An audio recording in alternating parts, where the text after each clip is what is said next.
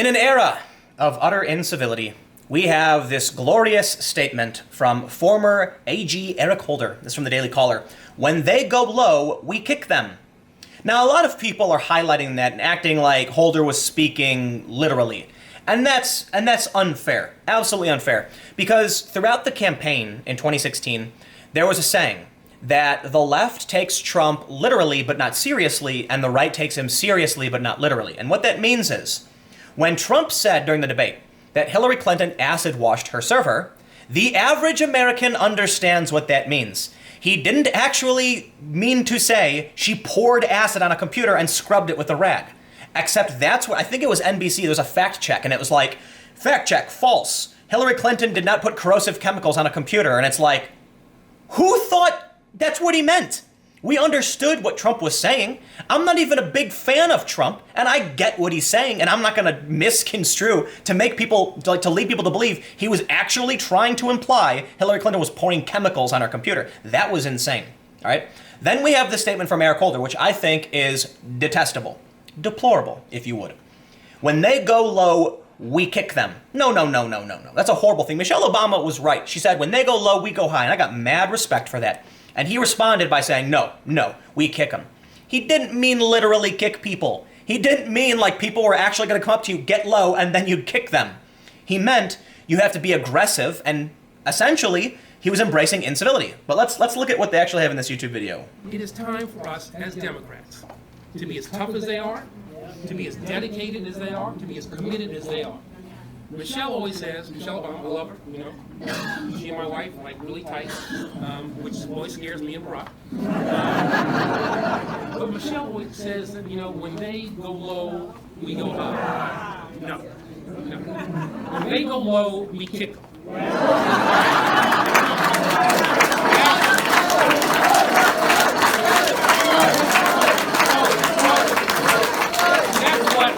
That's what this new Democratic Party is about. You hear they're yelling fight? We're proud as hell to be Democrats. We're willing to fight for the ideals of the Democratic Party.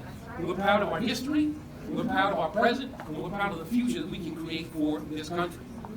And we're not in this just to make a statement. We're in this to win. Yes. All right? And the reality is if we don't win, people who are less committed, less idealistic, less imbued with the values that make this nation really great, will run this country. Now, I see all these great Stacey Abrams t-shirts.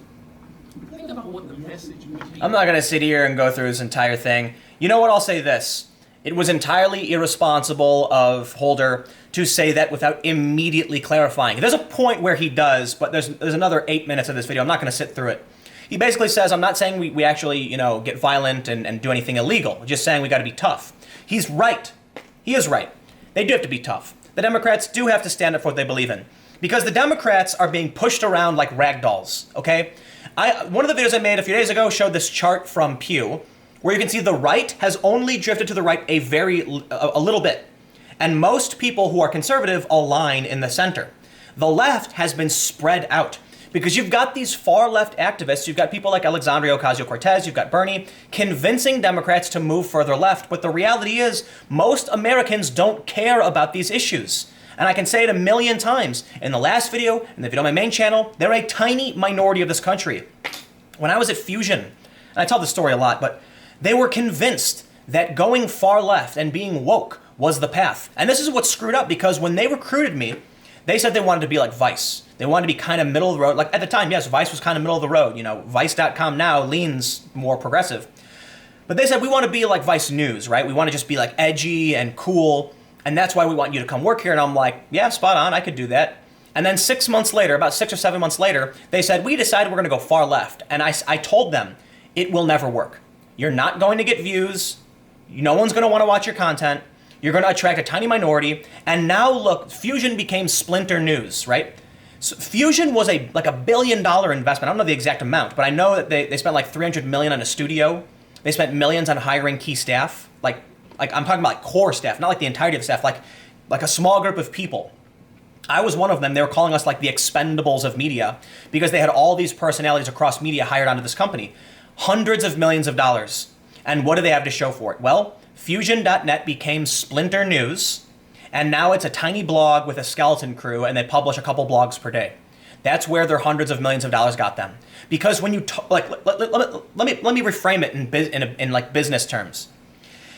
If you want to sell spinach ice cream with raisins, I assure you, there's a very small group of people that are adamantly like fans of spinach raisin ice cream, right? Like most people are going to be like, I'm not going to eat that. There's a lot of people though, right? So you will sell your product, but then you find your market cap is really, really small.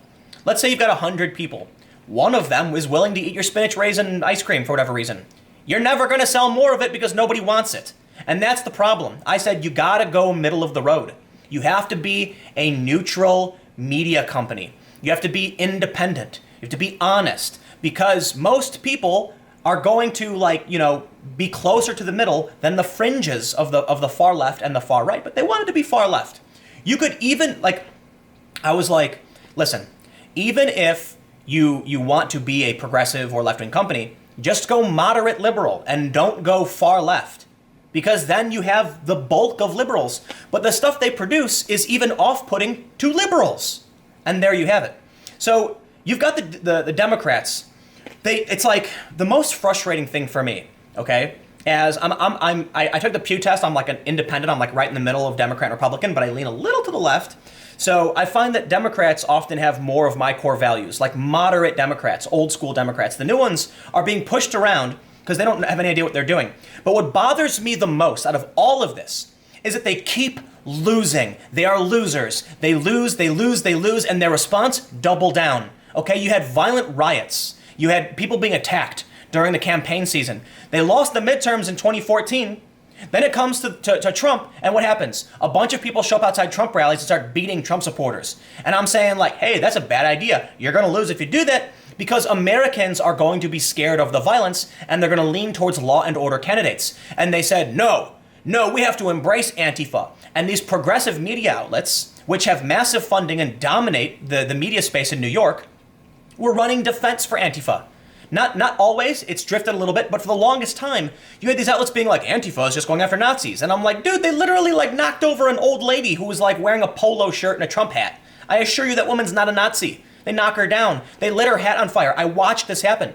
I have a viral video, I went on Fox News for it, where they smacked a guy in the back of that with a bag of rocks. When you have this kind of violence, you don't need Eric Holder coming out and saying, when they go low, we kick them. Right? I want to be fair in that he's speaking more metaphorically, not literally. The problem is, when Trump says things, and this is true for Trump too, because in the beginning he was like, get him out of here, I'll pay for your defense, whatever. Trump's done bad things. Me calling out Eric Holder is not a defense of Trump. I know the left is going to jump on that. No, Trump has said things that are bad too, that are misinterpreted by the left. The point is, we should stop playing silly games and recognize there's two things that need to be recognized. One, I understand he's not being literal. He actually says here a few minutes later, I don't mean do anything illegal, okay? He's not saying to actually kick people. But also you need to recognize there hasn't been this kind of mass street violence from conservatives and Trump supporters. There haven't been mass protests from Trump supporters. So it's irresponsible then for someone like Holder to say when they go low, we kick them. You could say something different. Look, because I'm highlighting this, I don't want people to think that I'm it's the biggest deal in the world. No. I think it was just, I want to point out that it was irresponsible of him to say, though I get it, I don't think it's that bad. And I want to point out that a lot of people are taking it literally, right? In the story they go, that's what this new Democratic Party is about, Holder said. We are proud as hell to be Democrats. We're going to fight for the ideals of the Democratic Party. That's fine. Later, Holder later denied knowledge that he was advocating for anything explicitly violent, saying, when I say we kick them, I don't mean we do anything inappropriate. We don't do anything illegal, but we got to be tough. You see, that's an important point to point out. However, when you have people literally going around beating people, you need to understand when Hillary Clinton calls for incivility, you're going to have people who listen to her and say, okay, let's say here's a road of civility, and you've got civility and incivility. And then outside of this you have extreme violence. Hillary Clinton says, go to the far end, incivility. The average person will be like, okay, let's protest and be rude. But then you'll end up with people drifting to the left and to the right of that position, where some of them actually start getting violent. And not only that, the important thing to realize, when Maxine Waters said, go out and confront them and form a group, that's also extremely irresponsible for one reason. Before I say this, I want to point out, protest your God-given right. your American right, your constitutional right. You have a right to speak your mind and challenge the powers that be. And by no means am I saying protests are wrong in any way. I actually think the protests at the Supreme Court are good things, people challenging the powers and standing up and creating a ruckus. But I want to point out that when crowds get too big, they do get violent, especially when they have a symbol in front of them. If you're encouraging people to surround Republicans, you will increase the likelihood someone will get hurt. There's no reason to call for incivility. You can call for protests that are civil disobedience. You can say, don't say get up in their faces. You can say, like, protest. Protest, be respectful, okay? We want to, listen, the reason why you want to be respectful is because you want to win. I can't believe I have to explain this, but the Democrats don't seem to get it through their heads. They have these protests, people get injured.